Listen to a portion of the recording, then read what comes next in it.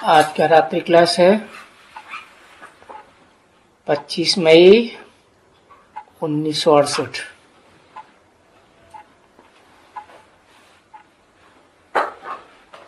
अधूरी काट के वाणी दी हुई है। बोला तो ये समझते हैं कि हम बाबा के पास जाते हैं, बाबा से ही जाकर के सुनते हैं।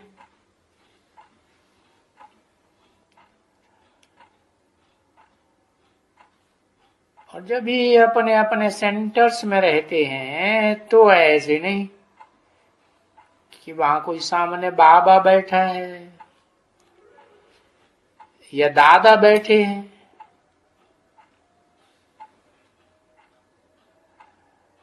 नहीं, वहां तो बहनें बैठती हैं, या कहां कहां तो सेंटरों में गोप भी संभालते हैं सेंटर को।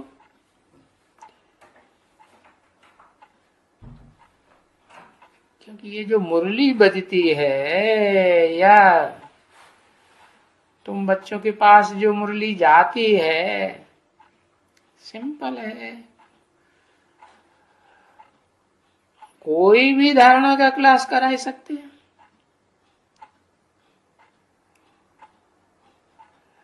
वो धारणा का क्लास कराने में ऐसे नहीं है कि सिर्फ माताओं को ही हेड होकर के रहना है।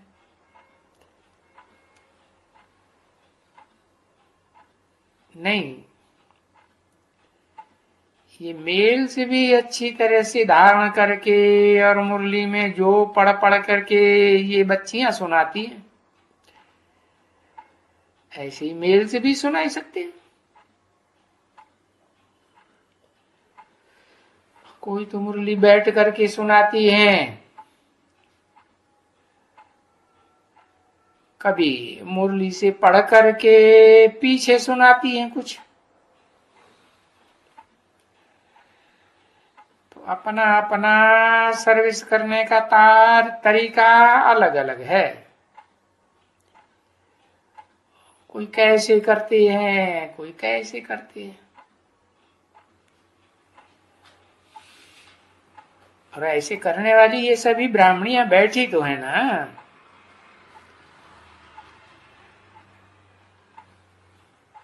तो बाबा पूछते हैं, ये जो मुरली पढ़ पढ़ के और बिगर फिर मुरली के आए आए करके बैठ करके है, उस आई हुई मुरली का बाबा कहेंगे ना, बाबा की आई हुई मुरली का हम बैठ करके सार समझाते हैं। या कोई बच्ची होती है तो कहेगी हम बैठ करके वो पढ़ करके बाबा की मुरली समझाते हैं।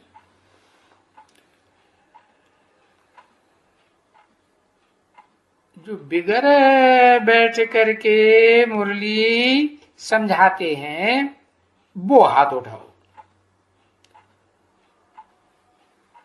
और फिर जो मुरली हाथ में लेकर करके और पढ़ करके समझाते हैं, उसके ऊपर समझाते हैं ना, तो वो अलग से हाथ उठाओ। मैं ब्राह्मणियों को बोलता हूं, किसी ने कुछ कहा, पहले तो मुरली पढ़ करके अच्छी तरह से, पीछे बिगर मुरली आए करके समझाती है वो हाथ उठाओ।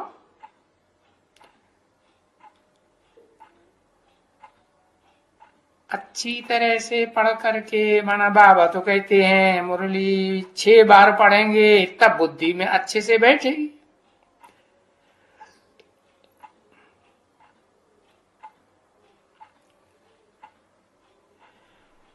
तो बुद्धि में ये पड़ेगा कि बाबा की मुरली आई है और ये मुरली का राज बैठ करके हमको समझाते हैं।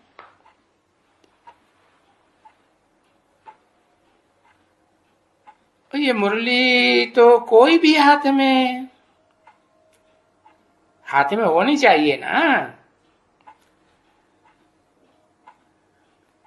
तो फिर वो पड़ी हुई तो है उन बच्चों की वो मुरली, पीछे मुरली हाथ में है और बैठ करके उनका सार पढ़ाती है, समझाती है बच्चों को। कोई तो फिर ये मुरली हाथ में लेकर के पढ़ती है। तो बाबा उन दोनों प्रकार की ब्रह्मा कुमारियों से डिफरेंस पूछते हैं।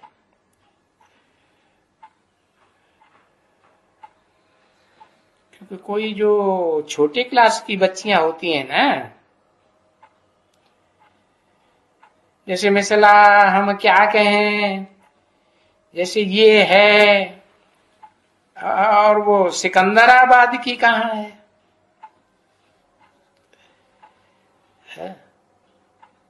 हाँ, सिकंदराबाद की ब्राह्मणी वो नहीं है क्या? रहती है या मुरली का सार अच्छे से धारण करके फिर वो मुरली का सार आधा घंटा, कितना, आधा घंटा तो चलाती होगी।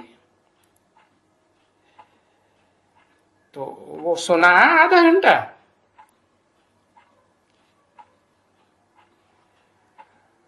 तो किसी ने कहा बाबा मुरली वैसे नहीं पढ़ते हैं। पहले तो हम लोग क्या करते हैं, ये जो मुरली पढ़ते हैं ना, उनमें से कुछ कुछ क्वेश्चंस निकालते हैं। तो बाबा ने बोला अच्छा। फिर किसी ने कहा प्रश्न के रूप से आधा घंटा पहले कराते हैं क्लास,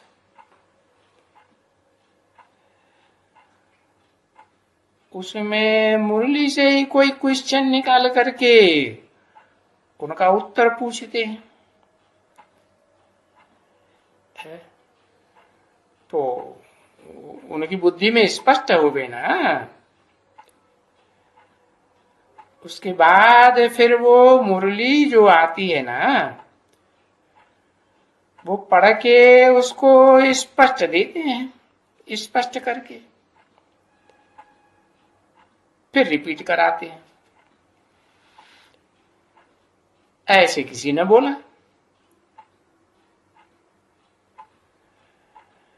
तो बाबा ने कहा वो तो बच्चे सबकी अपनी अपनी बुद्धि के ऊपर है ना बच्ची। और इसे बुद्धि की बात में तो सब नंबर बार है ना, जरूर।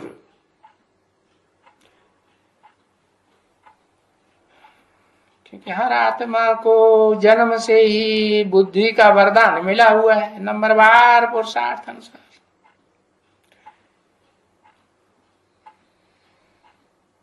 फिर उन टीचर्स में कोई फर्स्ट क्लास महारथी, कोई घोड़े सवार, कोई प्यादे,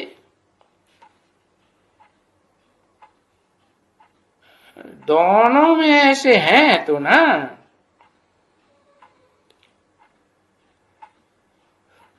तो जो प्रजा बनती है उनमें भी ऐसा ही हो जाता है।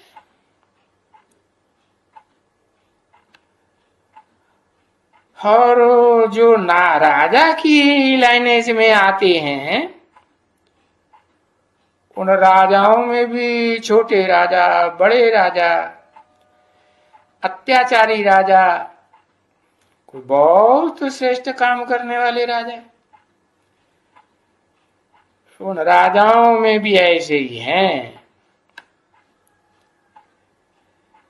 क्योंकि यहाँ पढ़ने वाले जो बच्चे हैं ना, राजयोग की पढ़ाई पढ़ते हैं ना, तो वो सभी इक्वल तो नहीं पढ़ते हैं, कभी भी नहीं।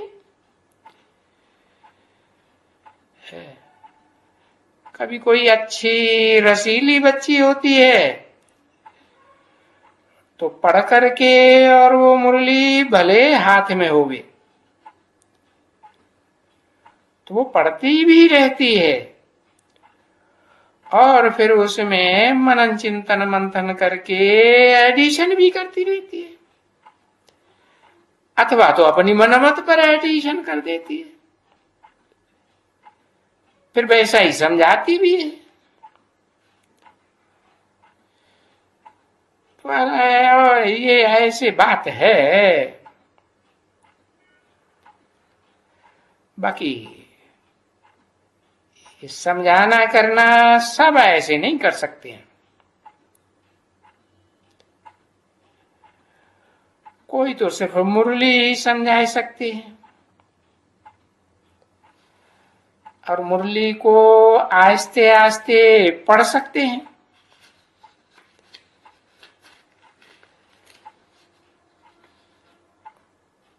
उनसे जास्ती नहीं होता,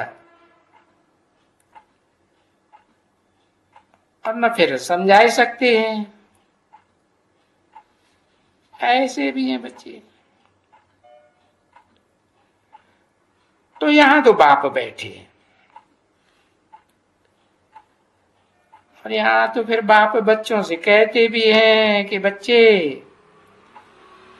अगर कुछ भी कोई बात नहीं समझते हो, और कोई पॉइंट बुद्धि में अच्छे से नहीं बैठी है, या कोई भी बात में संशय भी आता हो, क्योंकि संशय तो एक भी बच्चे में होना नहीं चाहिए।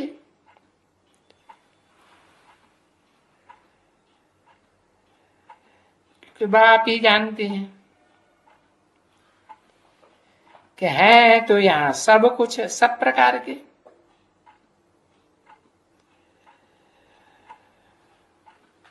वो जो दुनिया में स्कूल होते हैं वो अनेक टीचर हैं, और वो टीचर से ढेर के ढेर अनेक बैठ करके पढ़ाते हैं। भले समझो कोई टीचर बीए है, एमए है, और वो स्कूल भी अनेक है, तो हर एक टीचर की पढ़ाई अपनी अपनी होती है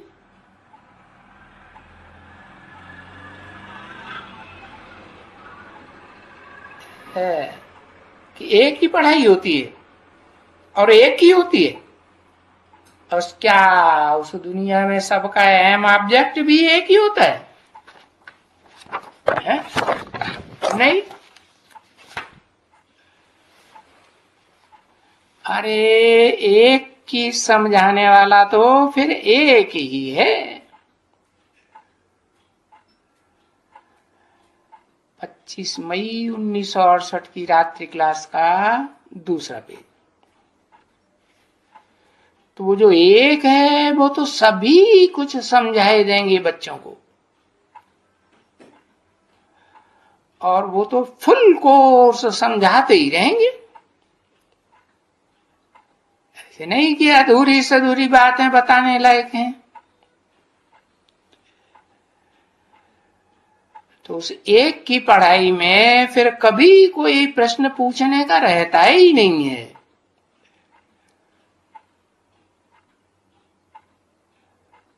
क्योंकि कोई किसी को भी प्रश्न होगा तो आत्मा के बारे में, परमात्मा के बारे में, परमपिता के बारे में क्वेश्चन तो रहता है ना। जैसे बाबा ने समझाया, चलो मैं यहां बैठा हूं और सुबह को बैठ करके बच्चों को वो योग की यात्रा में मदद भी करता हूं,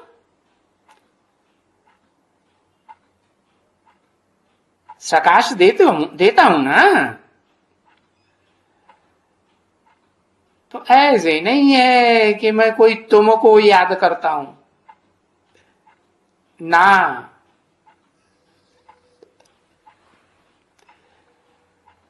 एक तो बेहद के बाप को भी याद करते हैं, और फिर दूसरों को भी याद करते रहते हैं। ये बच्चे तो जो सब हैं, जो भी हैं,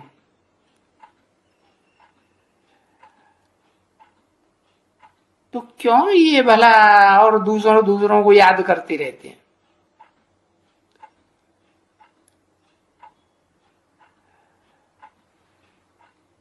एक बाबा को क्यों नहीं याद करते?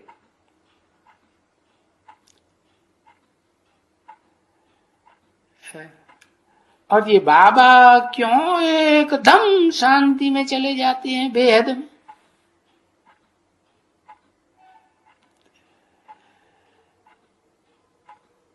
क्योंकि तुमको तो इस याद की यात्रा से सारे विश्व को पावन बनाना है।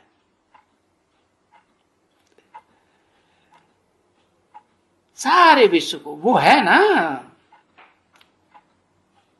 अंगुली देनी है अपनी अपनी। तो वो अंगुली, वो थोड़ा बहुत सहयोग तुम किसको देती हो और किस में देती हो?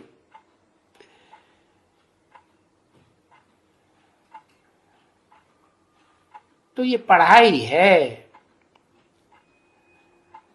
तो तुम खास यहाँ उनको पढ़ाती हो, ये पढ़ाई पढ़ाई जाती है। परंतु पवित्र तो तुमको सारी दुनिया को करना है ना। तो बाप जब आते हैं तो बेहद में टिकते हैं। हाँ, हद की दुनिया भी बातों में नहीं टिकते। बेहद की पढ़ाई है, बेहद का बाप बेहद की बातें करते हैं। सभी बच्चों के ऊपर है, जैसे कि ये वो नजर रखते हैं। और वो अंदर में रहता है कि ये सभी बच्चे शांति में जावे। और शांति धाम में तो सबको जाना है ना। तो जैसे सबका टेंशन खिंचवाते हैं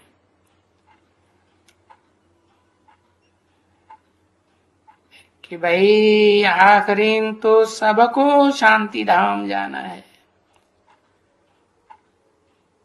कोई प्रैक्टिस करके पहले जावेंगे, कोई मध्य में जावेंगे, कोई बाद में जावेंगे। तो ये बच्चे पीछे जो जो जिसका जैसा योग रहता है, उनको फिर वैसी मदद मिलती है।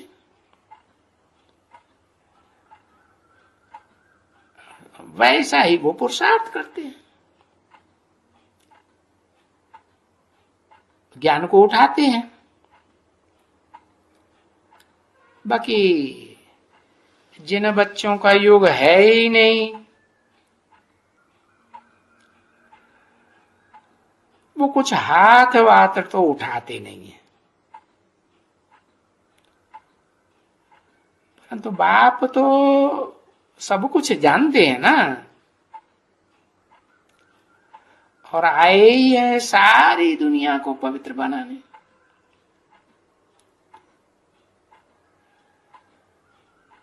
ये बाप तो बेहद में ही बैठेंगे और इसी ख्याल से बैठेंगे कि मैं आया हूं सारी दुनिया को पावन बनाने।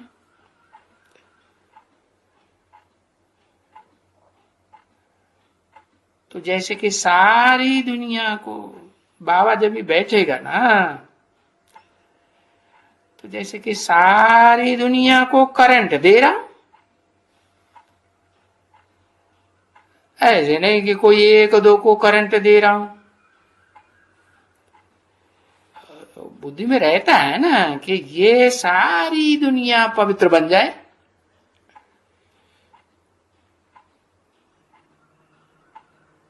बाप आते हैं ना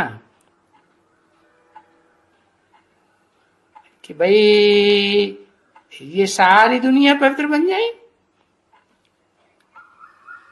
ऐसे तो ना कि बाप के अंदर पार्शियलिटी है कि कोई बन जाए कोई न बन जाए, नहीं, सबको पावन बनना है। हाँ, नंबरवार पुरुषार्थ अनुसार।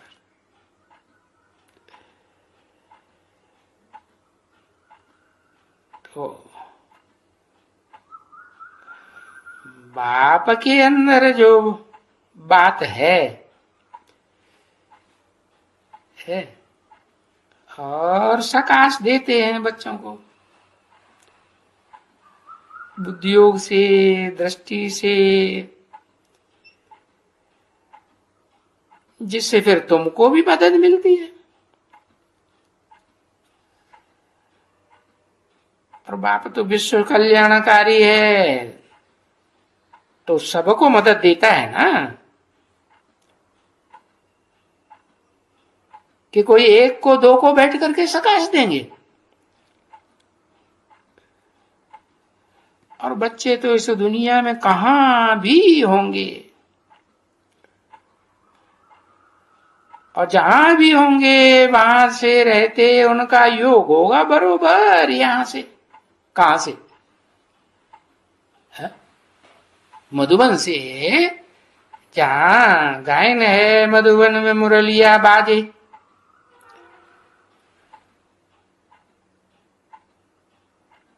तो बरोबर योग तो रहता है ना, नंबरवार पुरुषार्थ अनुसार।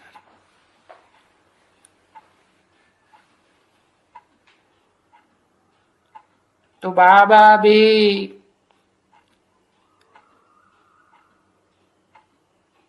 ये बताते हैं,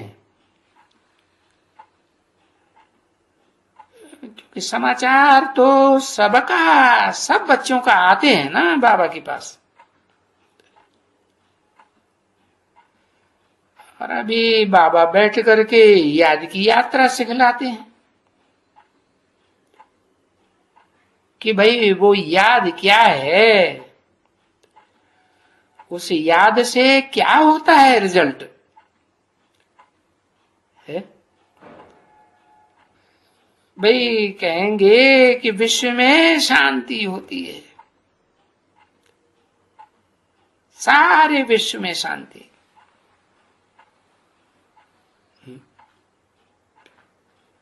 याद से सारे विश्व में शांति होती है कि जब विनाश होता है सारी दुनिया का तब शांति होती है? दोनों बातें। हाँ, जितना याद में रहते हो उतना विनाश भी होता है, और याद में पक्के नहीं हुए हैं तो शंकर की तरह विनाशकारी बन पाएंगे पुरानी दुनिया के? हाँ, वही पुराने जीर्ण शीर्ण संकल्प आते रहेंगे। पहले तो अपने स्वभाव संस्कार संकल्पों का है, चाहे बुरे हो चाहे अच्छे हो, सबका विनाश करना है ना। क्योंकि किसी के पूर्व जन्म के पुण्य हो, इस जन्म के पुण्य हो, पाप हो, वो तो सब यहीं खलास हो जाएंगे ना, हिसाब किताब पूरा हो जाएगा।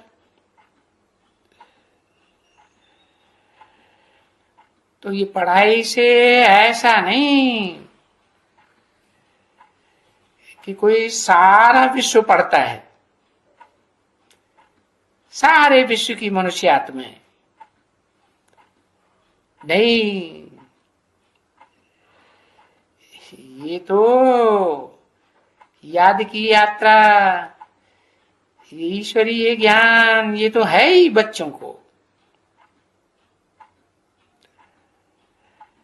बाकी ये है, बच्चों को सारे विश्व में शांति तो फैलानी है ना बच्ची। तो शांति फैलाने की बात में ये बच्चियां फिर जो होशियार होशियार हैं, उन बच्चियों को भी याद किया जाता है, क्योंकि वो भी तो याद में रहते हैं ना। तो उनको जैसे याद की मदद मिलती है,